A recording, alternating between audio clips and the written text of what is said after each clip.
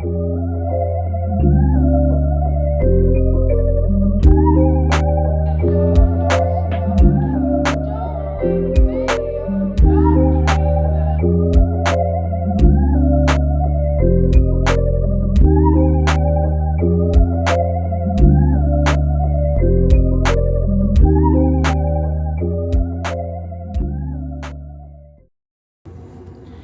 guys, welcome back to Angela's Angel, and on this topic, as you guys can see, I'm coming on here to talk to you guys about the narcissist and false hope. False hope. You know, haven't you ever seen or even experienced loss? You know, whatever loss you went through, and how these narcissistic people in your life couldn't think about anything else other than themselves, right?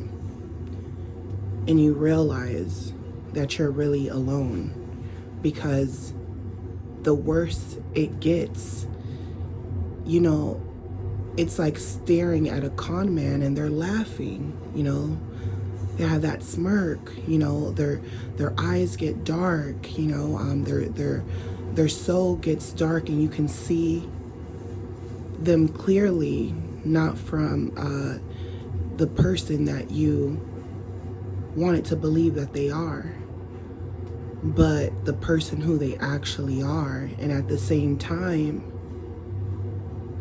the traumatic experience is making you tell yourself, they're not this evil. They're just saying this because they're angry. They're just acting, they're just saying these hateful things in the moment. They're laughing. They're telling you things they've done. You're in shock. You might even tell them that you still love them, or you still care about them, right? That's that hope.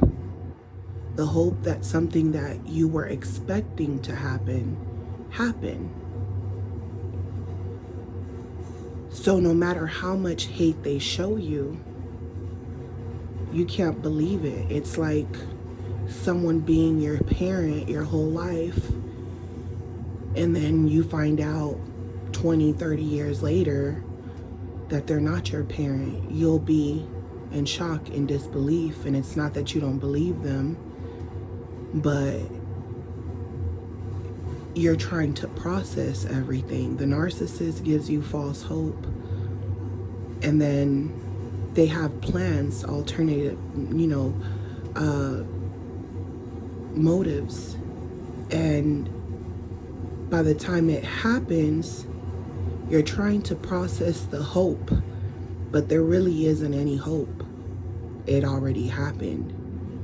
But you're trying to figure out how to make the situation better. So you'll plead with these people, you know, you'll try to negotiate with them. You'll try to bow down to them because you weren't expecting it. Or even if you had an idea of who they were, you realized that who they weren't really, that wasn't even the slightest bit of who they were. That was just a character, right? The narcissist doesn't have any hope. They don't believe in hope. They don't believe in dreams. They're thieves, right?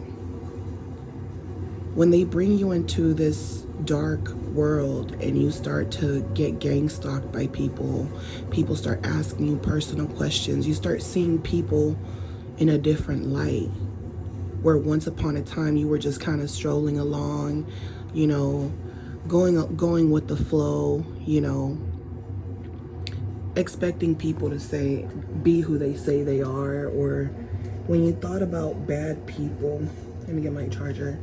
When you thought about bad people, you didn't think too deep into it. You just felt like you would know when you came across a bad person, yet you came across so many and none of them you thought were bad. Right? Okay. So you keep giving people hope, like, why are they behaving this way? I wouldn't do that to them. You keep having hope that people will change if they see you behave a certain way, or the kill them with kindness thing, right? Narcissists aren't that way. You can't kill them with kindness. Like, once that predators lock their eyes on you, that's it. It doesn't, that animal doesn't think like you. It doesn't have emotions. All those emotions are gone. And when you think about how the narcissist manipulated you through your emotions, you told this person all your dreams, everything you wanted, and they mimicked you. That's part of it, is that they mimic you. They give you hope while you're speaking. They'll start speaking. It's like they're preaching to you. You know, it's like they're preaching to you this false hope, right? They become a pastor and they start telling you about their struggles, their life, their traumas, and they start getting excited too. You're giving them fuel. They're feeding off of you. You just don't know. You're having all this hope, and their whole hope, it's like, it's very diabolical, because it's like they're having fun, they're wasting time, they like the character they're playing because you gave that character the time of day, and now they're putting on a show for you. They feel like they're entertaining you, and they're looking for you to laugh. They're looking for you to trust them, open up, you know, mimic them, go along with their little playground, you know, dance. And, you know, even as silly as some of these people can get with you, it's like the joke is on you, because your hope and their hope are two different things. Their hope is, let me get as much fuel, energy out of this person. Oh, there is hope for me. You know, sometimes you catch these people and they're getting their karma. They can't escape the world that they're in. They've been in other worlds. They've played with other people. They've took other people's energies, but they'll be trapped in that world. They'll go back to everything they ever knew. And it's kind of like a job. It's kind of like a job, you know. If you ever got your first job and you got fired, or, you know, you did something wrong, it feels like the end of the world, right? And then over time, you know, hey, you just have to keep going. So the older you get, you don't have time to cry. You don't have time to do none of that. You got bills to pay, right? You got to keep going. You don't even have time to mourn. So anything that anybody says to you, it doesn't matter, because they don't pay your bills, and you know you're trying to survive, right? The narcissist will target people who have goals, who have hope. And a lot of times when you have hope, you might not be aware of the evil around you, but the narcissist is watching you. You know, they know you don't know. They know you're dreaming. You're you know, they see your light, the angelic light around you. You know, so they're like animals. They hunt you. They see you. They can tell you're filled with fuel. You're not paying attention to certain things. You know, you're living in that world that they want to be a part of. No matter how normal they are, no matter how much they go from supply to supply, no matter how much they mimic other people, they keep going back. And a lot of times they feel like it's not their fault that they're that way, you know? So they try to bring you down into their world, and they want you to experience what they are experiencing. It's like when these people leave you, it's almost like you start to remember certain things that they said, and you view them differently. And it's almost like they're almost like, oh, I'm not the bad guy, you know? And it can make you feel that way. That's what's so sick about it, is that they purposely targeted you. They knew that they were going to draw you in, playing with your emotions, because the emotions that you have are non-existent to them. They're living in another world where it's a battlefield. There's other narcissists. There's, you know, they're sucking energy out of people, and when there's not enough energy to suck out of people, they get desperate. That's why they'll come running back to you. It's very, very sick. And the more people are aware of this, and I believe the reason people are becoming more and more aware of the animalistic nature of it, a lot of people just talk to you about the narcissist, right? Their behaviors, things that you're going to see, but the narcissist isn't that dumb. You know, when you change, they change. But they are going to find other ways to take energy out of people, and that's because a lot of people are already behaving narcissistic. That artificial program is already instilled. It's already activated. You know, people don't have boundaries anymore. People don't know where they come from. People don't know who they are. People are disconnected from themselves, from nature. It's like modern day slavery. You know, everything is unnatural, so there's always going to be a disconnection. The narcissist knows that, so they don't care who they prey on, because to them, they feel like you're not even real. You're not even a real person. When they see people, when they talk to people, a lot of people will start talking about their dreams or their plans. You know, a lot of times people tell you, don't tell people your plans, right? They're going to try to ruin your plans. Right? A lot of times people tell their plans, and to that, the narcissist feels like, oh, you have hope. You have hope. If I spiritually kill you and bring you into this underworld, and you see how these devils are really attacking because you don't see them. They're looking at you like you don't see them. You're blind. You don't even see them. I'm doing you a favor. It's very sick, because they're feeding off of you. And then people will tell you, let it go. Like, let it go. It happened. There's nothing you could do about it. And they feel like they had to do what they had to do. And then you feel like if you didn't go through it, you would be a dead person walking, because you did not see it. You will put yourself in a situation where you might think it's harmless, or you're just having a fun night or something, or just do things that are dangerous for your life without even knowing it's dangerous. So when the narcissist sees people with hope, they feel like, oh, you still, you know, you got hope. But if you got hope, why are you telling me? If you got hope, why are you exposing your cards to me? No, you got to go through something so you could have real hope. And when you expect to have that hope come to you like a miracle, it's not going to happen.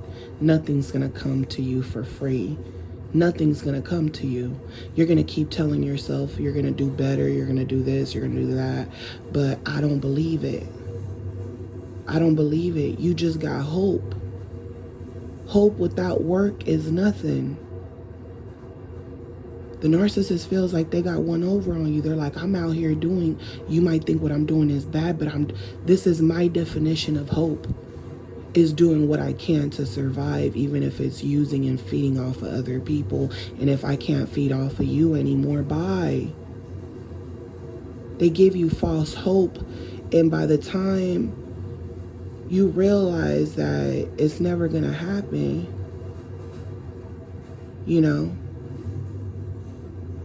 then you start having an illusion of other things. Like, you start hoping for other things to compensate that. You start investing all your energy in something else to keep your mind off of being betrayed, and someone using your love, your hope, to take advantage for themselves, to fulfill their dreams. They don't believe in hope. They don't believe in God. They don't believe in those things. You know, they're animals. You know, a lot of people say narcissists don't have a conscience. They do have a conscience. They just choose not to use it. It makes sense, because a lot of people are not conscious, and then they become conscious, and then they start having false hope for certain things, certain people to change. And the narcissist knows what stage you're at. They're like, oh, you got false hope. When you hope for something, you should be trying to get to that something. And if and that's how you're going to make your hopeful dreams come true. Not by hoping someone just changes, but you're seeing that that person's not going to change. You're seeing that the feeling isn't mutual. You can't hope for someone to change because that's who they are. You can hope, oh, I hope I find someone with these type of boundaries, you know what I'm saying? And then you come across that person that might have those kind of boundaries, but there's still more to learn. So you could have got something that you wanted and didn't realize that it's not completely what you wanted. Sometimes you wish for the wrong things, for the wrong people. You manifested the wrong people in your life without even knowing. Subconsciously, you did it subconsciously. You didn't even realize you did it. Or you realized you did it, but you didn't think it would. You were missing a lot of factors on the type of person you wanted to attract. The narcissist comes in your life and they test you, and they know. You're even telling them what type of person you were looking for. They just become that. Okay, that's what you want. I'm like the genie. Rub me 3 times. I'm give you your wish. Cool. Bet. And then, you know, and this is the thing about narcissists, like the false hope, right? The false hope is twisted. It's because hope is like, you know, you having a belief of something happening, really wanting something to happen, right? And if you really want something to happen, you have to take the steps to doing it or to getting there, right? So when the narcissist knows your plans, or they make you feel like you're gonna do this together, they're using hope against you, right? Because they already know, they're already steps ahead of you. They're like, oh, you got hope that this is what's gonna happen with us. And they're already telling themselves that it's not gonna happen. And they already know that when it's not gonna happen and you realize it's not gonna happen, that hope is still gonna be there, when they already know you shouldn't have hope, because they're not even who you think they are. But what makes it sick is that they know that once you realize that it's not what you think it is, you're gonna want to get compensation for the hope, right? It's like saying, I hope I get this type of job, and then you're going towards your goal. You're going from, you keep trying, right? You're like, I'm not gonna give up, right? I'm not gonna give up. You got hope. You're hoping, right? And then you might not think about this job, and you might be working something else, and then you get that call. So now everything you hope for almost seems like a miracle. So hope is a good thing to have, right? So this is why I say the narcissist gives you false hope, because you're hoping for something that can happen.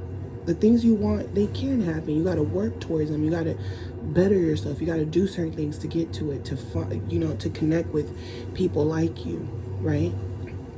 It's okay to have hope, but you got to know what you want.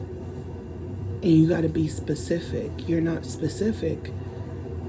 And that's why the narcissists, they're like, okay, you say you want these things, but you don't really know me like that. You're just expecting these things out of me, but you don't really know me like that. Yeah, I told you certain things about me, but you shouldn't believe what people say about themselves. And then they'll start lying to you, and a lot of times you'll believe the lies. And they're checking you out, and they're like, this person believes everything I tell them. This is where you're very engaged with them. They're sharing things with you. You know, you're spending time together. It seems like you're best friends. This person is using false hope against you because they know the longer they keep the hope that they will change, sending you flowers after a discard, let's go to a 5-star restaurant, hey, do you need some money, do you need this paid, they'll say anything to you, right? That's keeping the false hope going when they know it's not gonna happen. You guys, I'm gonna change the let me do this one. The hell. Okay, we're at a commercial. Losing my train of thought. That's what you want, huh? Okay, commercial. Okay, so where are we at? I'm gonna put something on here. Okay. Fall. I'm having fall vibes anyway. You know, it's kind of cold today, but yeah, I've been waiting for this weather, you guys. Anyway, yeah, so they give you false hope. That's what keeps the relationship going, the false hope. You know, even in families, right? Things happen. They want you to submit to them. You know, they're persecuting you. They're judging you. They're telling you who you are. They're even becoming physically abusive. You don't do what they want, they'll put you in a mental hospital. Your own family will call the police on you and be looking stupid. Because a lot of times, you know, they don't really have a cause. They're just saying things, family disputes, things that don't got nothing to do with nothing, but they're showing you the type of hate that they have. You know, like they want you dead. And then people will come together, oh, we're family, we got to forgive, we got this, that. They try to give you false hope while they're having secret meetings behind your back. And those secret meetings are being monitored by other people, by ringleaders.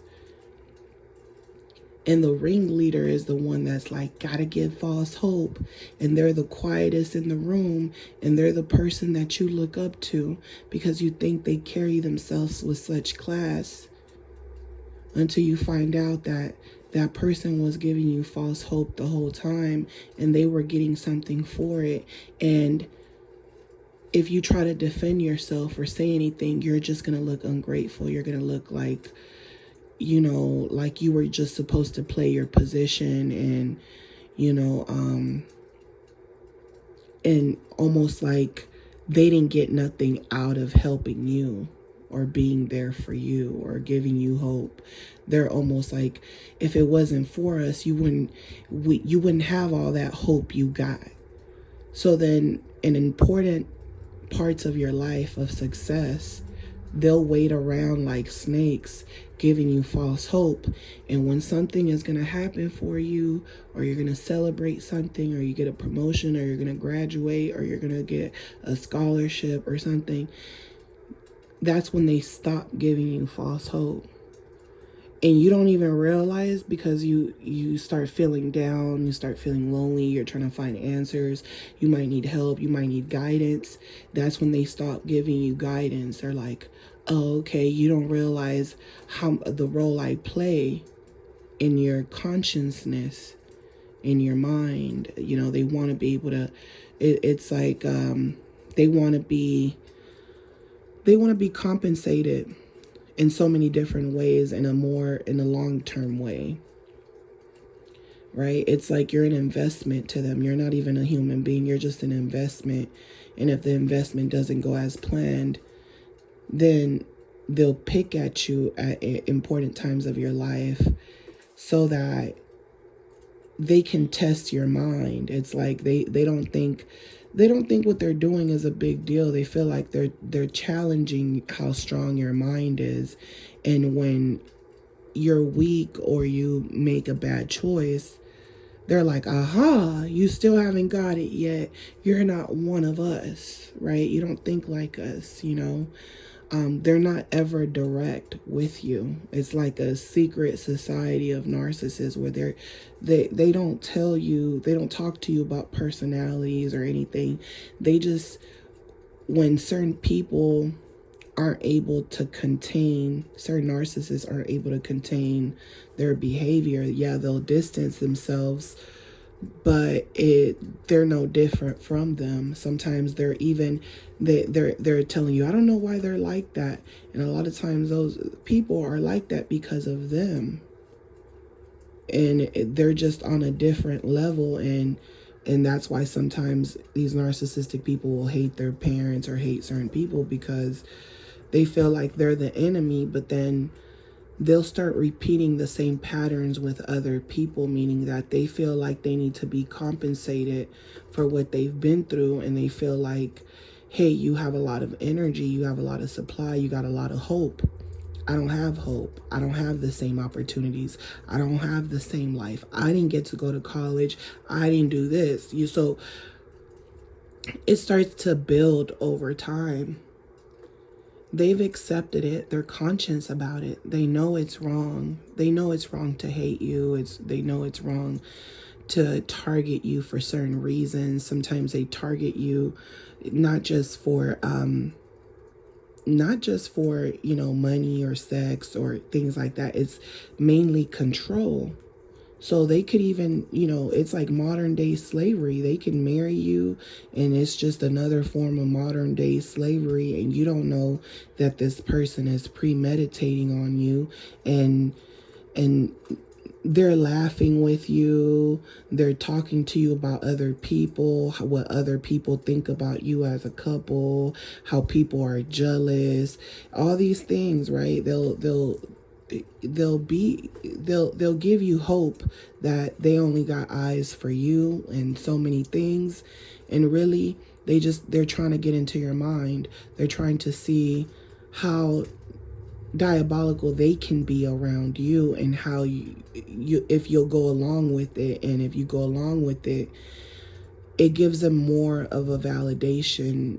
It gives them validation to abuse you more and to destroy anything that you hope for. Like, I hope we have a good holiday. I hope I have a good birthday. Anything that's puts you in a position of hope and happiness, they're going to destroy, or they're going to mess up one way or another.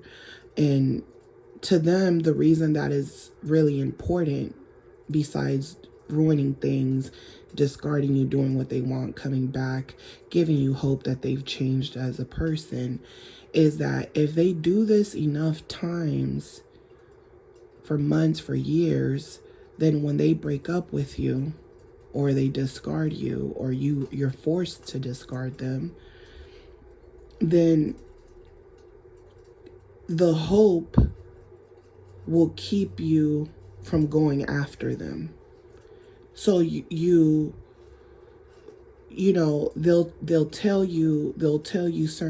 teach you certain lessons of what it's going to be like running into other narcissists and things like that. So to them, it's like,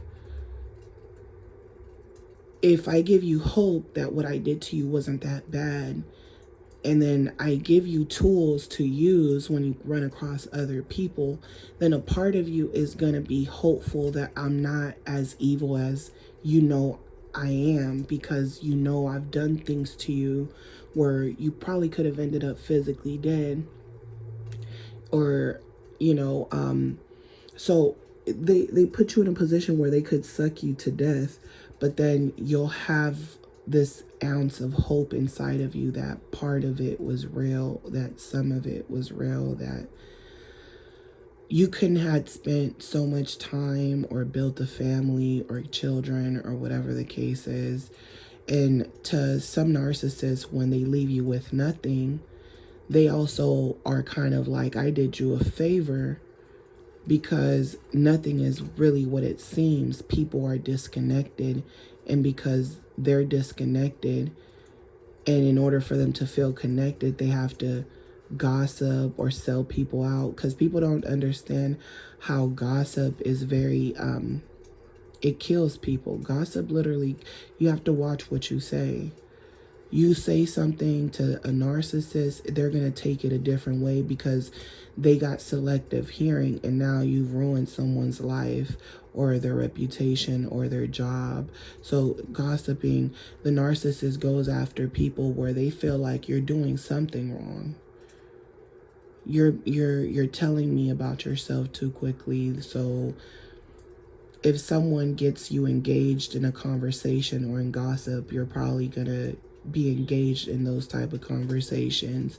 So the narcissist usually, no matter how nice you are to them, they feel like you're really not a good person. You're really not a nice person. You're not really, they feel like you're not fully conscious. So to them, it's like, when you're conscious, let's see what you're going to do to me. You know, because some people become conscious and it's like they're coming out of a bad dream, and they'll attack the narcissist. They'll do something. They'll call the cops, whatever it is, right? So the narcissist is always ready for you. They always feel like they're steps ahead. So they're waiting for the big moment where shit is going to blow up. Everything's going to build up, blow up. And if they feel like you attack them in any kind of way, they feel like, okay, I've lost control over you. But now you're going to have false hope for us. You're going to want things to go back. As toxic as it is, you're going to want things to go back the way it used to be. I know this because I've done this before. That's how the narcissist is looking at it. They're like, I've done this before. People have false hope. You guys are living in another world. I'm not living in that world. I'm living in hell. And in hell, all of us narcissists can spot each other, and we're not really friends. And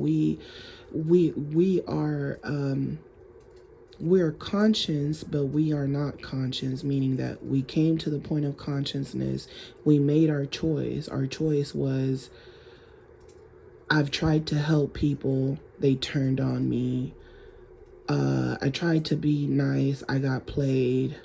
So they understand human nature, which they're not wrong to a certain extent. But some people, especially like me, it's like you get to a level of consciousness and you can talk about the narcissist and their diabolical ways without technically getting offended, because you understand the nature of who they are, not just as what's on the books, but in a very animalistic ways, like I've talked about. You know, search up videos that I've talked about the narcissist animalistic nature, and you're gonna hear a lot of people, because I feel like a lot of people, a lot of times, we're on the same vibration. So you're gonna start hearing a lot of people talk about animals, not just the mind of a narcissist, because yeah, you can get into it about the characteristics, the mind, but it's not till you experience it that you start to see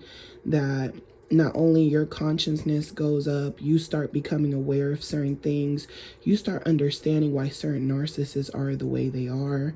Certain narcissists don't really like people, and the ones that are around a lot of people, they're part of a community, and there's something behind why the narcissist is in that group, meaning that it's their little piece of hope, even if they don't believe in anything that's going on in there. So they might feel like the culture makes them feel a little bit connected to them, to their authentic selves, because they're animals, but they know everything about this world is unnatural. So some people will go to certain religions, you know, because it's something about the people in that religion that makes them feel connected to their roots, even if they don't believe in anything or they don't believe in God. So that's why you'll find narcissists everywhere, right?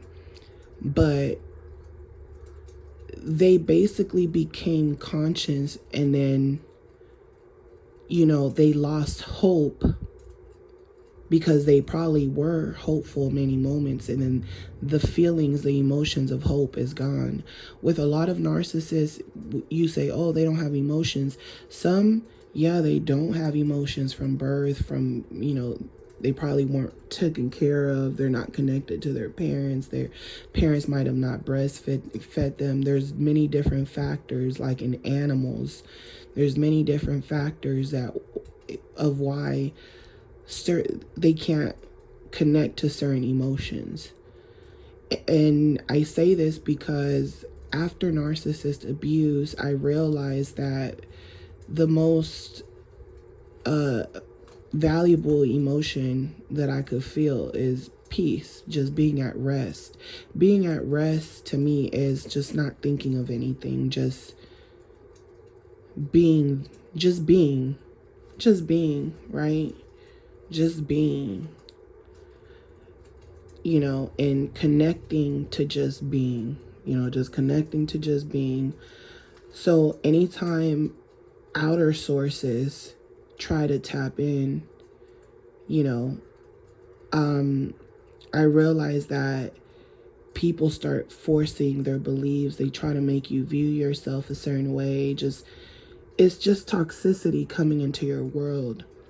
A lot of narcissists feel lonely. They feel like people don't understand them. People judge them. If people knew what they really were, how they really were, people would judge them. People would call them animals. People would say, hey, you belong dead. You belong this, you belong that. So they keep stuff inside, and then they prey on people.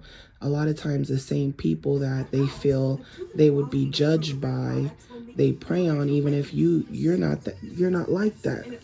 Anything that reminds them of something else, they're going to target that, you know. So if they see empathy in you, they're like, oh, I'm going to target that, because I've been around people that pretended like they had empathy, but they didn't do shit for me. So it don't matter how much you do for them. It's like they're just going to repeat that same pattern. And then they're going to live with jealousy, with hate, with all these things. So when you have peace, you realize that the narcissist came to consciousness. They know what they're doing.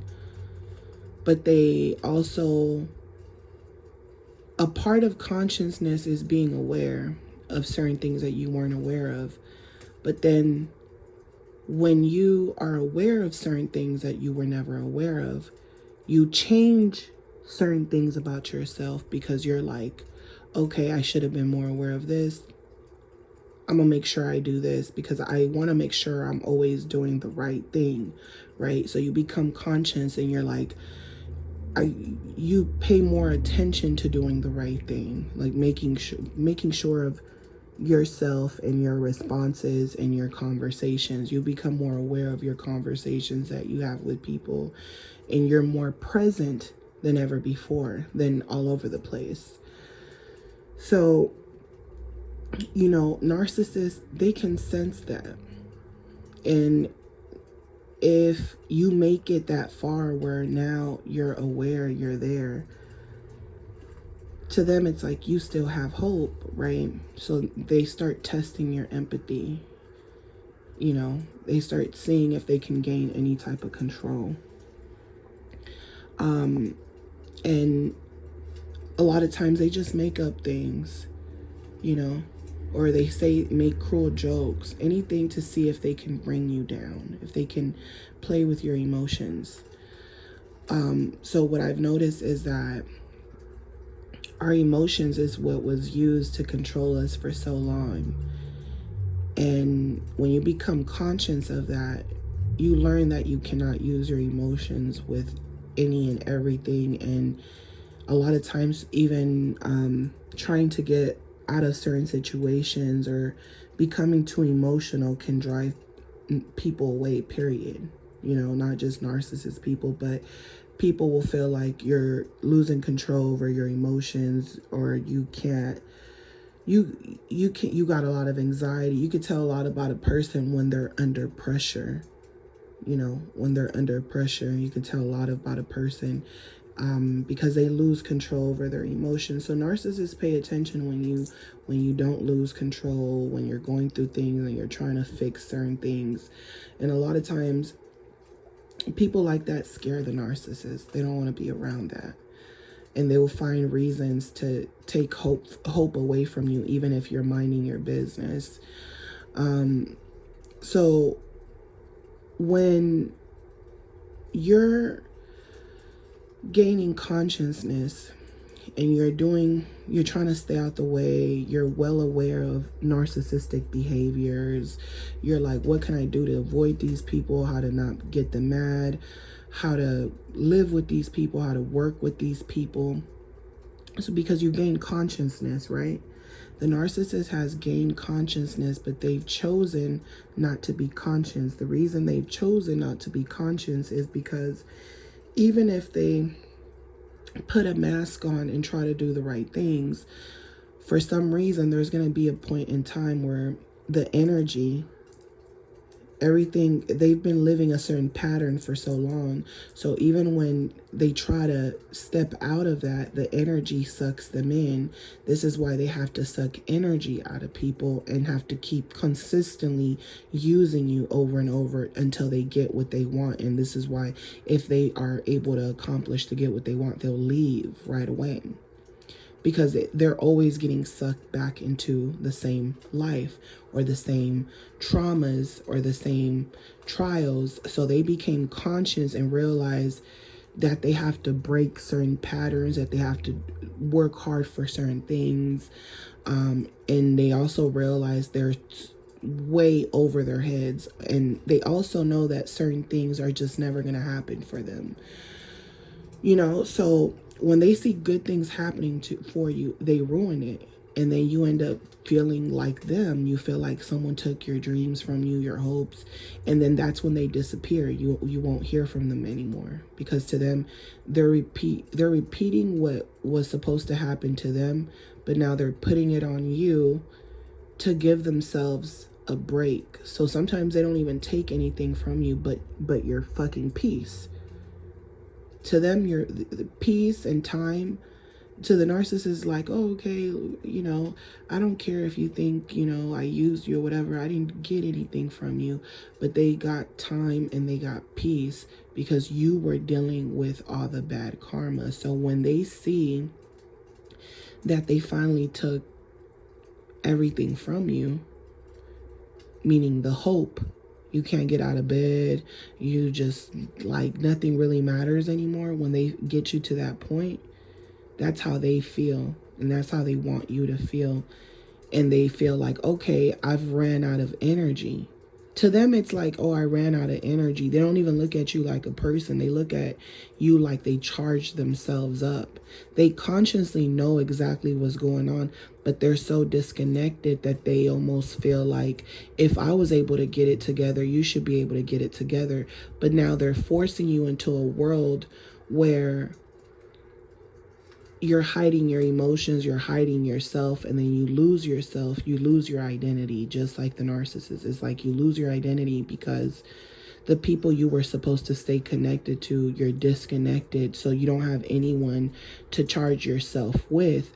That's why you'll see a lot of empaths, people coming online, and they'll share these things with you so you don't have to go through them, and so that you know what's happening while it's happening, so that you don't allow your hope to get your mind in a mind fog and put yourself in a situation you won't be able to come back from, because hope is about keeping something alive. If someone kills you and you're like, oh, I want to keep hope alive, and you're dead, it's like, it's too late. You're dead now. You want to keep hope, but you're dead now. They brought you down to their level, and now you're experiencing everything they had to go through because in the physical form, you're still here. People know you're here. But on the spiritual form, you're disconnected from the people around you. So you'll have the same people that used to love you. They hate you. They don't like you. They don't even remember you. Some don't even remember you. It's like they'll have a memory of you, but it's almost like there's this disconnection where you're not connected to anyone. So now you're trying to build your own frequency. You're trying to build your own energy. You're still having hope. You're even trying to do other things, and that energy just keeps sucking you in, right? So this is why the narcissist, it's like they're people you shouldn't share your dreams with, your hopes and dreams with, because their whole goal is going to be to destroy it so you can feel emptiness like them. And when you feel emptiness, it's like, yeah, you have moments of happiness, right? You could even have moments of sadness, right? But it might be rare because you're out of tears. You've already cried many nights, you cried for months, even years sometimes, and now you don't feel those things anymore. You feel them, but it's not like every day I'm crying in the shower type of thing. So the pain from that standpoint does go away.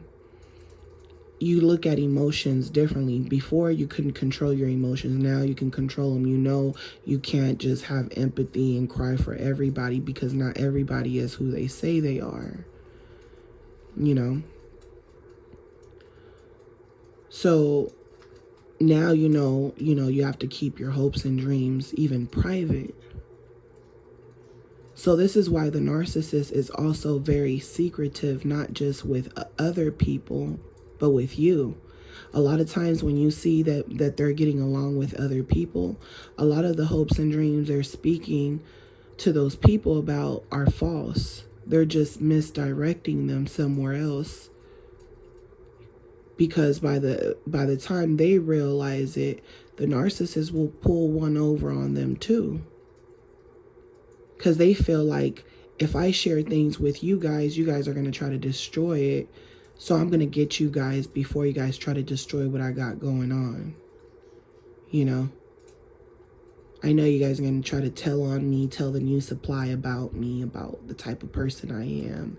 I know these things. So before you guys get to tell that person, I'm going to make sure that they know that I give them hope, that I can change. I'm going to show them who I really am, but that I'm going to build that hope so that no matter what anybody tells this person, they could continue having hope, and I could continue sucking supply, and everybody can keep having that dumb look on their face.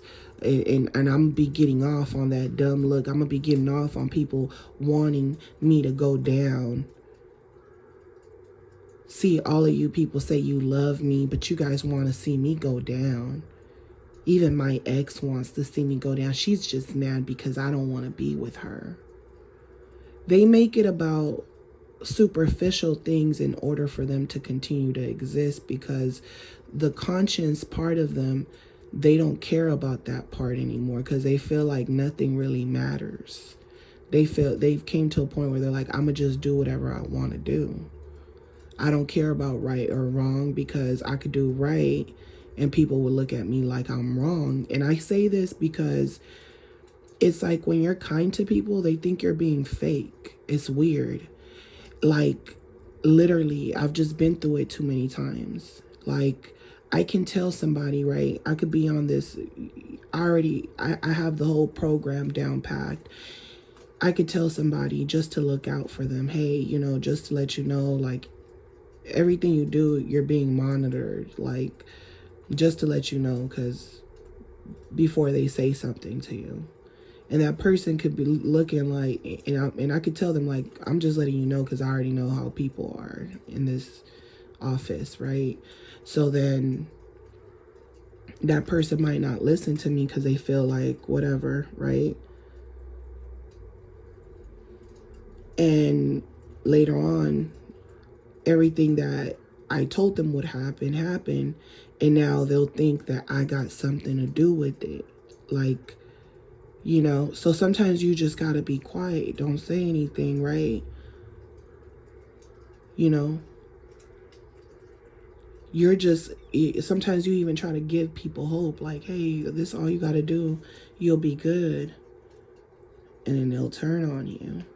So the narcissist feels like they'll never be satisfied and they'll never be able to satisfy you. You know, they feel like you expect too much out of them. They don't like pressure. They don't like anxiety. And some of them don't, what they're giving you is all you get, really. You know, certain narcissists, that's all you get. You think, oh, someone else is going to get better. They're like, no, what you see is what you get. What world are you living in? This is all they have to offer. You know? They're like, what do you have to offer? I'm showing you all I got to offer. You just don't want to believe it because you got hope for something else. But you're having false hope because you can't hope for something and you're getting the opposite of it and you're still there looking. Then you don't know what you really want. And if you don't know what you really want, I'm going to keep lying to your face then. Yeah, the sky is green. Yeah. Right?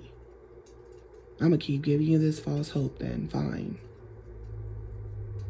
You know? So that's the purpose of, you know, having hope, is working towards the things you're hopeful for. But if you allow these people in your hopes and dreams, they'll wait till it almost happens, right? Because they know, oh, I was so hopeful, I'm getting ready to taste it. And that's when they'll do the bullshit.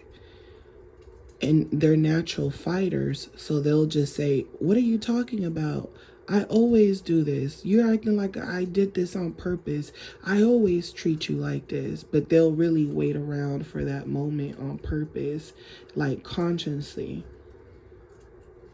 Because they're mad about their own lives or their own things that they weren't able to accomplish, or their dreams that didn't come true, or people putting them down, or people just not being interested in them the way they feel like they should. Hey, pay me. Commercial. Just kidding. But yeah, that's what false hope really does when you're dealing with these people, is they give you false hope. They're playing you, they're dogging you out, they're lying to your face. This person is literally not who you think that they are. And it's so jacked up because it's very hard to disconnect from that, because this person was touching you, this person was in your ear, this person invaded every sense that you have. They made you put all your senses down, your guard down, right? They forced themselves to even have sex with you just to brainwash you even more, right? To make you think it's real, it's a real relationship, things like that. And in reality, you know, they're having thoughts in their head of what oh, great, you let me have sex with you. Don't you know that now I'm connected to you? So even if you want to hurt me, you still got a little hope, because you've already given yourself to me on a collective level of intimacy. You willingly gave yourself to me, and no one forced you to. I didn't force you to. And that's why there's moments where these people, you'll be in a relationship with them and they almost kind of like rape you, because you're just a tool to them. They don't respect you. They don't care about your feelings. Like, you just become a tool for them. And to them, it's like it gives them satisfaction because they know they have control over you.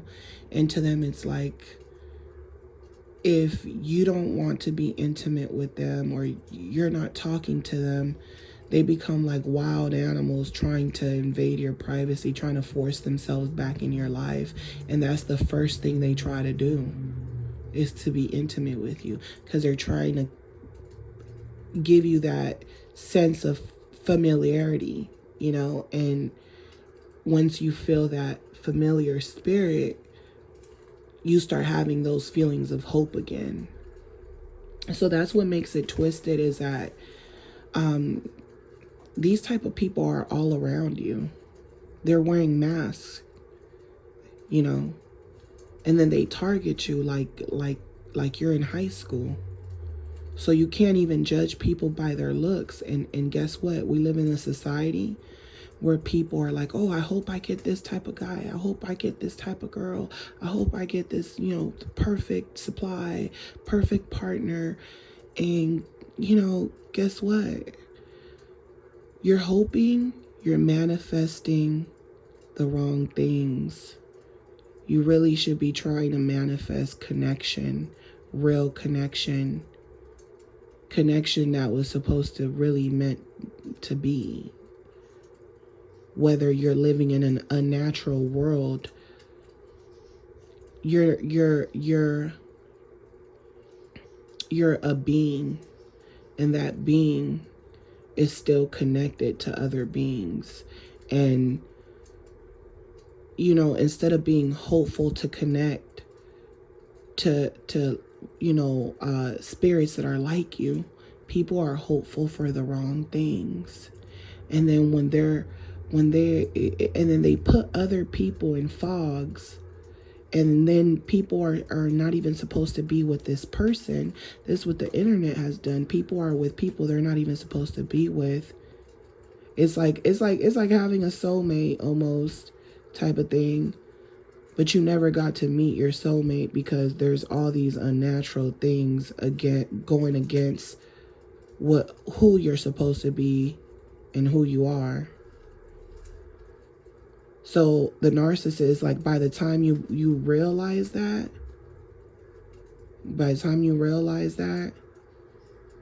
it's like the narcissist is like, oh, you know, see, this is why I'm not hopeful. This is why I do what I want, because everything is unnatural.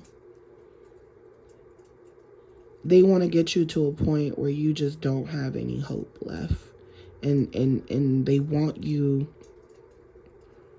to not be conscious anymore. They want you to be like artificial intelligence, just the mark of the beast, just go along with everything. Because that's the only way you're going to survive. It's like The Walking Dead, how there was the Skins, the group, the little cult, the Skins or whatever they were called, where they were wearing the skin of the zombies. Like, it's like you only got two options, you know, or die. And even when you try to fit in with people, it's like you just don't fit in with people and you feel like something's wrong with you.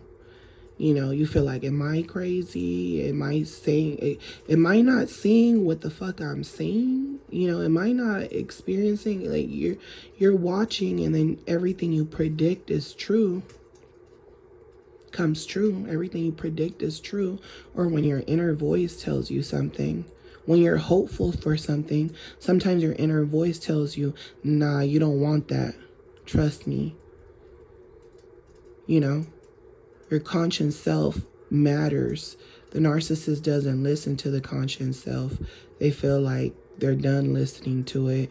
And that's why a lot of times even bad things happen to them, because they feel like bad things happen to everybody. But sometimes your conscious self will help you out of those situations, because your conscious self is actually telling you what these dead people, these dead walkers, these zombies, these narcissists are really thinking, or what their next move is going to be, or why they even ask you a question. Your brain would just connect so many pieces together just with a couple of words.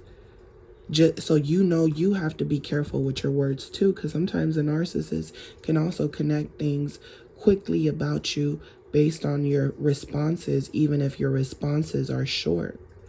That's why certain people just say bullshit to narcissists. They just make something, they redirect the answer to something that doesn't make sense. And the narcissist knows what they're doing, so it makes sense because they're like, oh, you're a funny one because you redirected the answer to something that doesn't even make sense. Because they want to know your deepest desires, your hopes, your dreams. They want to get like they just want to get like a hint. They're like, just give me one hint, just give me another hint, you know.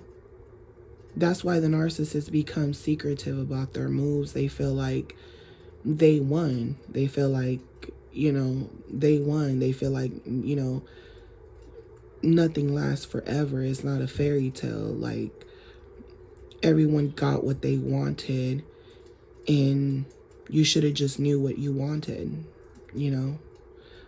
So this is what I wanted to come on here and just talk to you guys. I've been talking for like an hour, and you know, it's very important to know what false hope is, because narcissists use this big time as a tool, and then by the time they you know, fuck you over, you're sitting there still having hope, but it's like there's no more hope. It's over.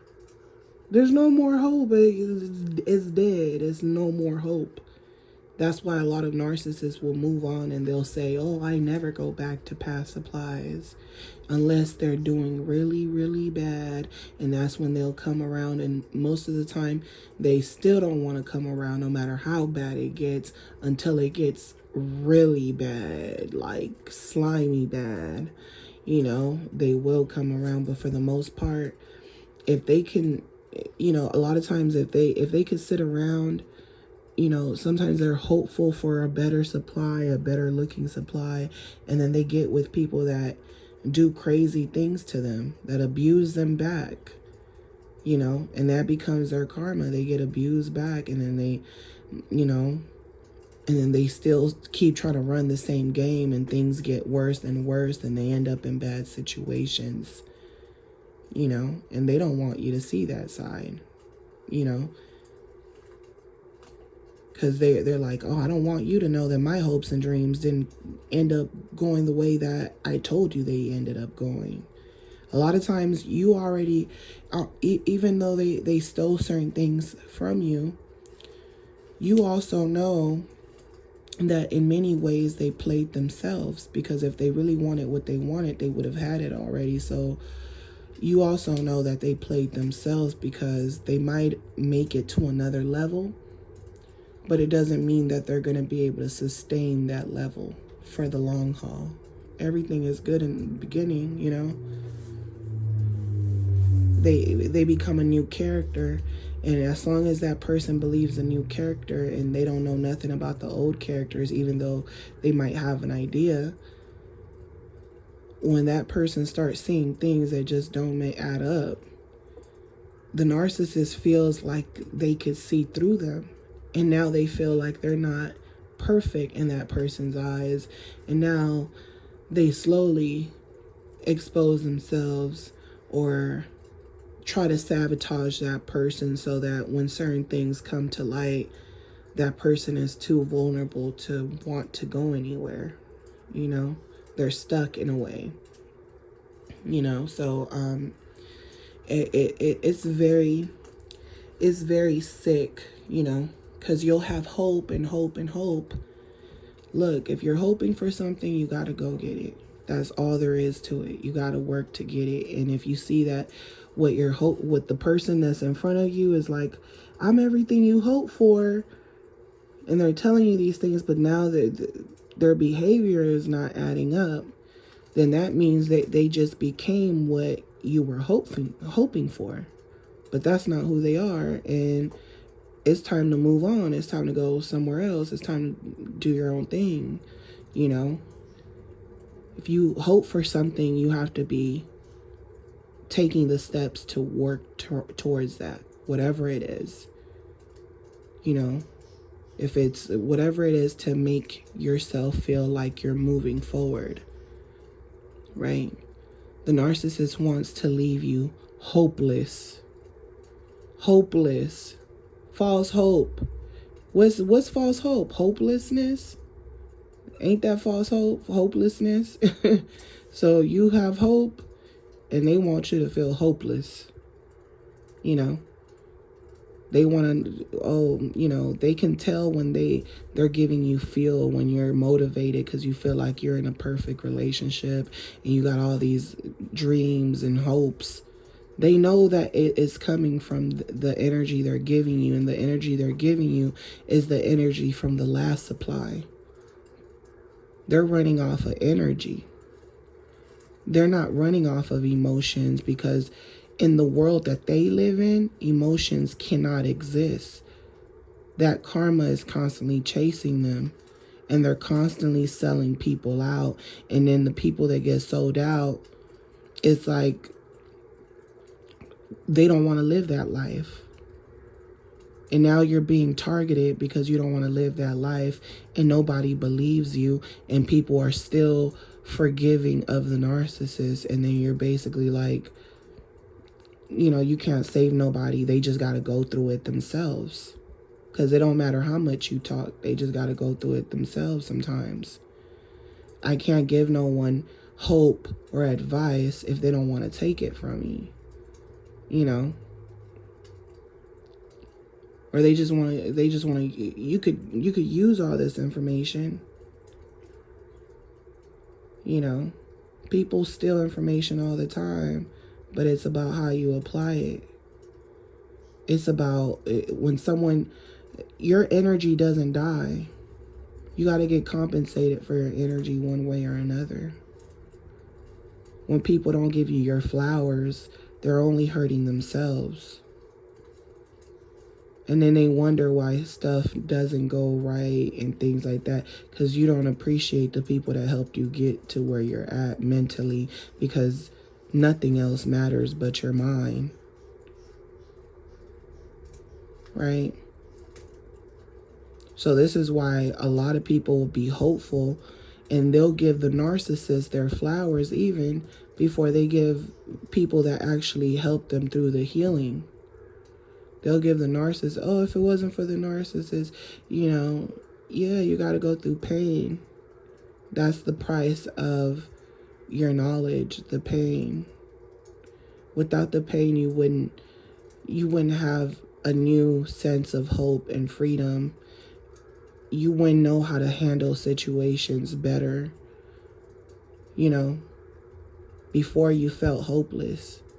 After narcissist abuse, you have hope. They don't want you to have hope, but that's all you literally have, and they're watching you. They know you got hope, and they're still hoping you end up hopeless. It's sick. They don't stop. They don't stop until they destroy you. So it don't matter. You don't hear from these people. To them, it's like they're punishing you. They feel like they tell themselves you're hurting over them. These are people that you really don't know them the way you think you can listen to this information, but it's deeper than that. For example, before I end this video, I've already shared this before, but I'm gonna share it again before I end the video. For sure. My grandmother would always repeat the story about the first guy she really was in love with, right? She says it didn't last, whatever. They didn't go too deep into it, but basically, back in them times, there was no phones, anything, so they would write letters to each other. They had a place where they would write letters. She would go and get the letter, go read it. They would write each other. They had a spot where they left these letters and meet up with each other, and to the point where this guy even came to her window singing to her. But the only reason he was singing to her with the guitar and stuff, she lived in a ranch, horses, cows, all that, right? The reason he even came to her house singing was because she didn't want nothing to do with him. First, they're writing letters. Everything is sneaky. Then she finds out that he's going to get married. Then he tells her, you know, I'm going to get married, but I'm like stuck in between both of you guys. And she told him, well, you don't got to be stuck no more. I'm done. And she walked away. And he came back playing music through the window. And my grandmother's grandmother told her, you know, as a woman, have respect for yourself. Don't you dare go out there or whatever. You know, he's just playing a game. And she said she listened and she didn't go out there or whatever. And he got married, whatever. But also, shortly after that, she ends up getting married to my grandfather, which was like 20 years older than her senior, but he was established or whatever. And it was more for convenience for the both of them, and they both knew it. But she said she grew to love him, you know. And what I feel like it did to her, it made her cold. I feel like there was more to the story than she told. And I feel like bad luck started to probably follow her family. And she made the choice that she felt she had to make. But her whole thing was, I don't want to be evil. So even though I'm not in love in this marriage, this person's a good friend. They're loyal. They protect me. They're a good provider. There's so many great things about this person. I might not have the sensation of love. Love is a feeling. It's very addictive. It's a feeling. It's very addictive. Love is like the ultimate feel, especially when your first time, you know, especially if you're dealing with a narcissist and you've never been through something like that. It could be dangerous, right? So it's very addictive. So to her, it was more about, there's all these great qualities about this person. I feel like she became very cold, very narcissistic, but now, and I used to always feel like, you know, just this disconnection, because I could tell that she wasn't very loving, but she always did things where she felt like that was her definition of love, buying people things. And I looked at it very narcissistic, but knowing her history, she did the best she could, right? We try to villainize people. She might not be emotional. I might have felt like I was convenience for her in many different ways, but I also forgive her, you know, because I also think about her story. And it's not until I went through my own story while she told me, this man is going to turn you to dust. And she was right. He did, right? I'm definitely, you know, not the same person that I once was. That's where I need to go, but not around a whole bunch of people. Anyway, yeah, so I felt like, yeah, she wasn't that loving. I get it. Until I went through my own situation. With her, everything was about logic, not about feeling. And I feel like feelings matter. And when people don't teach you about your feelings, you're everywhere. They're just basically telling you don't feel shit, you know, but you don't know why they're telling you these things. They're telling you these things to protect yourself, because people will really terrorize you. People will steal from you. People will kill you, trying to take your life, trying to take what you have, right? And they're using your feelings. And eventually you just learn not to use your feelings for so long. And even though it's bad, it's helping you survive. And I've noticed that with her, it was like she was emotionless. And she would say it. She would be like, I'm not very, she would tell everyone, like, I'm not very, you know, touchy, feely, lovey-dovey or whatever, you know, and just getting close. But she felt like, you know, buying people things, being more materialistic, sticking to materialistic lifestyle, that was good enough. That was good enough for it should be good enough for everybody. I don't think that I felt like she didn't exploit people the way most narcissists do. But at the same time, being around some controlling people will sometimes make you controlling. So I felt like she was very controlling in a way where she didn't even see how controlling she was. It could fog you, whether she's a narcissist or not. I feel like when you deal with narcissists, you'll start having certain traits, especially when you're around them for so long, and you still, in her heart of hearts, could feel like she's a good religious person, right? But then when they don't have control, they're showing you another side. And sometimes it's also because they feel like they didn't have control over certain things that happen to them. So I almost feel like they do it on a subconscious level, and then they get offended. So I also feel like there was more to the story. And I say this because my grandmother had 7 kids. And when I had my miscarriage, my grandmother basically said that she went through the same thing, but she never told that to anybody ever. Like, she always tells stories about everybody. She brags about having 7 kids, and she had so many kids, and, you know, it was normal back in the day. And she never mentioned once, hey, instead of 7 kids, I would have had 8. You know, she never, and I feel like she's one of those people that, you know, she loves bringing up her trauma. And when she talks about her trauma, you could see that it still affected her, even though she was she was at the time nearly like 90 years old. And when she mentioned that to me, I was like, why she never mentioned that to anybody ever, right? Even my grandfather, he probably didn't even know about that. Or I don't know, I asked her, did he know about it?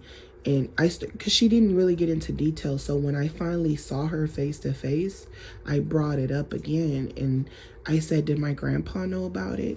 And I could see it in her eyes, like she lied to me, right? I felt like she lied. And my mind started telling me it was by that guy, by the narcissist that she dealt with. So I feel like that's what made her so cold at the time, because when I went through what I went through, I felt cold. I felt like I couldn't see anyone be happy. Like I felt like I couldn't listen to happy music. I didn't want to see people. I didn't want to see people with their children. I didn't want to see kids.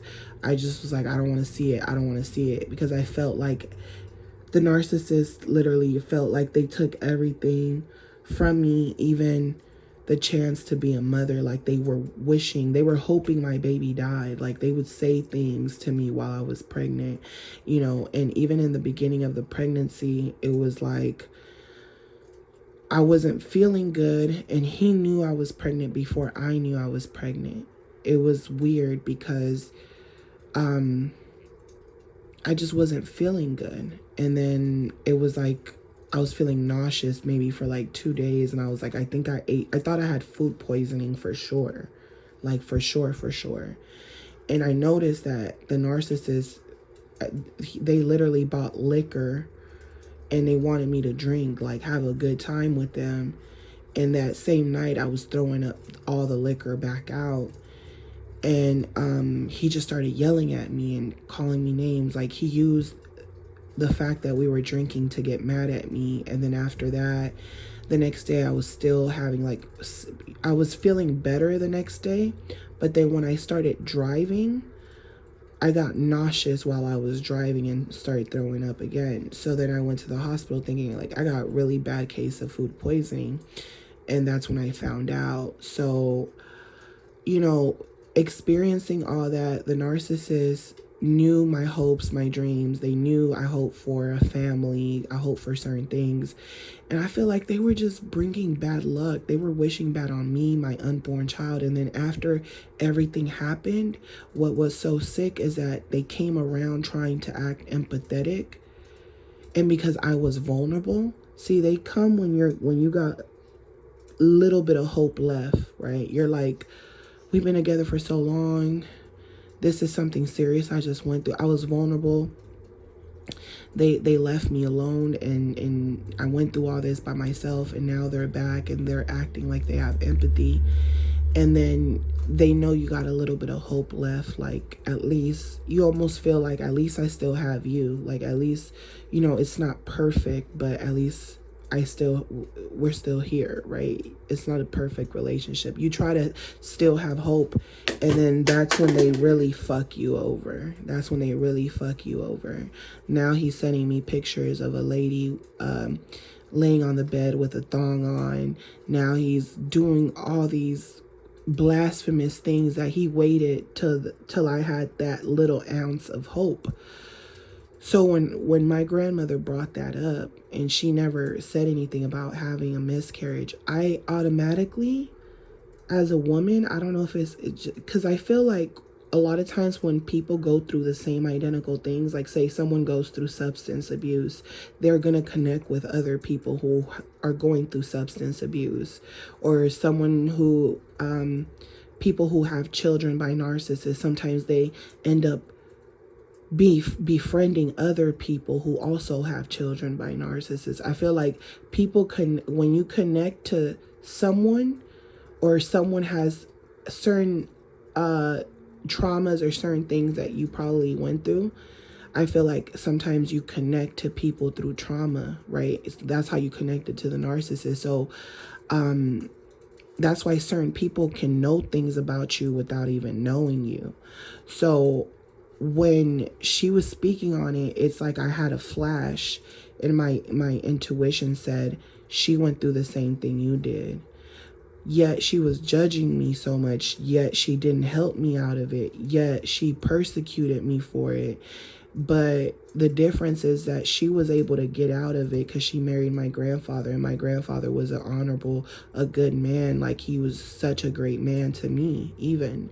Like, he, you know, he was so loving. He was that guy, you know, like he was that, he took care of all his 7 kids. He was that dude. And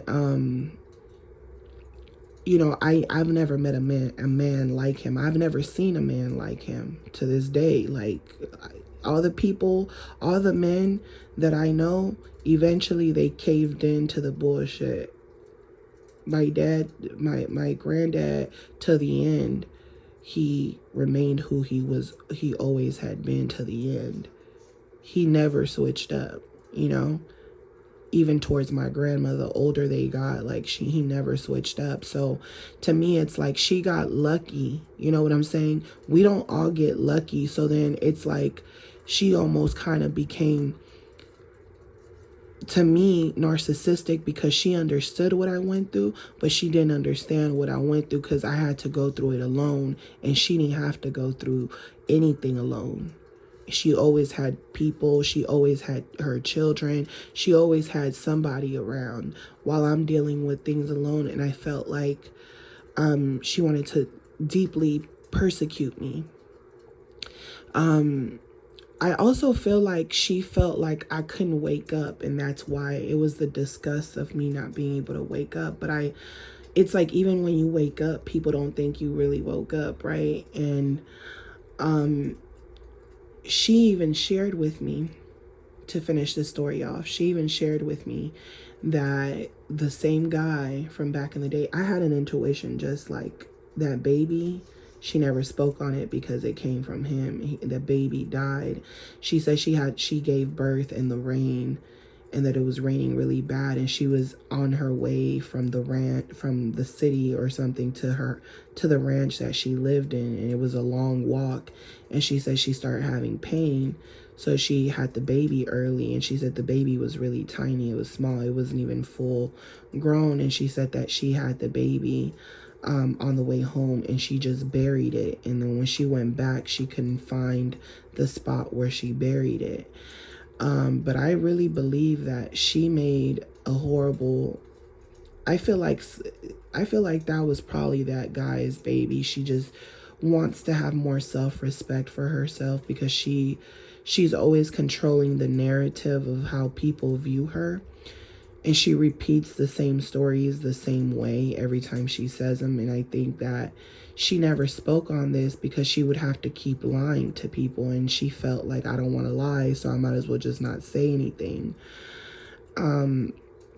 But that's what I felt. And she also, you know, told me that when my grandfather died, the guy that her ex or whatever got in contact with her, he got her number through somebody else from the town that they lived in.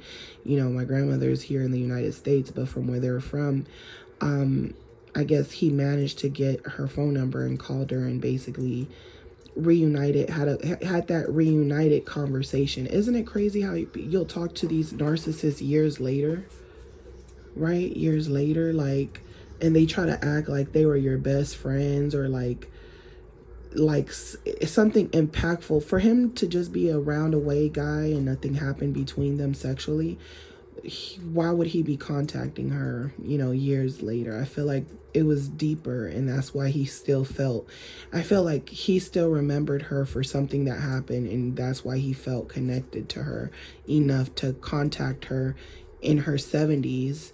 And he, you know, his wife died, and he basically was like, you know, your husband died, my wife died, maybe we should live together because we're old.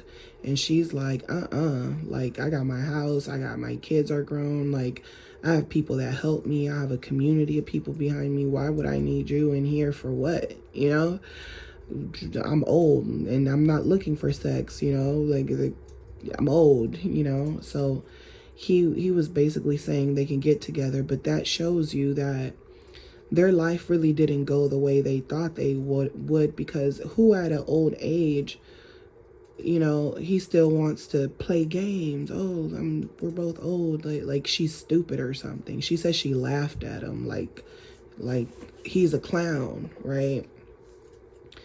So and I'm not saying people can't find love at that age, or some people might even, you know, would have got back together. But to her, it was like, I already lived a full life. I've already, you know, I've already had a family, a marriage, kids. Why would I want to do it again? I already did it. I already did it. I already lived my life. I'm at the age where I just want peace and quiet, and my body is fragile, you know? So that lets you know the narcissist, they're not done taking hope from you. Like, these people are demonic. You want to move in, and then guess what? I'm not going to be able to move you out because you say you live here. They're not done taking the hope away from people. They never stop, you know. And then they leave you in a world where you almost feel hopeless because you might have to start all over a couple of times. And, you know, and you almost live a life where you have to keep starting over, and you get tired. And you get tired while the narcissist, you know, lays on their back and uses people. And then by the time you get it right, they want to come back years later even to benefit from you, because they feel like they're connected to you, and they're hoping that you give them a little bit of hope, you know. So I'm sending you guys lots of love, light, peace. If you guys enjoyed this, please like, share, subscribe. If you guys want to keep supporting my channel, please don't forget to book a session with me and give me about 24 hours to respond to you. As always, I'm sending you guys lots of love, and I'll talk to you guys on the next one. Bye.